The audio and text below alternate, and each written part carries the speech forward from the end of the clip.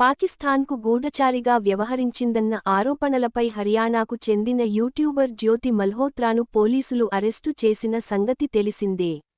విచారణ క్రమంలో అధికారులు కీలక విషయాలు రాబడుతున్నారు.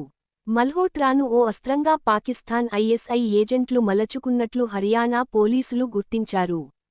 ఇటీవల ఆపరేషన్ సింధూర్ సమయంలో ఢిల్లీలోని పాక్ రాయబార కార్యాలయంలోని ఓ అధికారితో ఆమె టచ్లో ఉన్నట్లు నిర్ధారించారు. ఇన్ఫ్లుయెన్సర్లను అస్త్రంగా మలచుకొని జ్యోతి మల్హోత్రా సైనిక లేదా రక్షణ కార్యకలాపాలకు సంబంధించిన సమాచారం వారితో పంచుకుందని ఈ దశలో చెప్పలేం. కాని పాక్ నిఘా వర్గాలతో ఆమె నేరుగా సంప్రదింపులు జరిపారు. వాళ్లు మల్హోత్రాను ఓ అస్త్రంగా చేసుకున్నారని ఖచ్చితంగా చెప్పగలం. ఇతర యూట్యూబ్ ఇన్ఫ్లుయెన్సర్లతోనూ ఆమె టచ్లో ఉన్నారు. వాళ్లు కూడా పీఓలతో సంప్రదింపులు జరుపుతున్నారు అని హిసార్ ఎస్పీ శశాంక్ కుమార్ సావర్ తెలిపారు.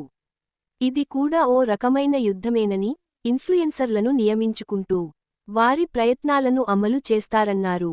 జ్యోతి మల్హోత్రా పాకిస్తాన్లో పలుమార్లు పర్యటించిందని, ఓసారి చైనాకు వెళ్లి వచ్చినట్లు హర్యానా పోలీసులు వెల్లడించారు.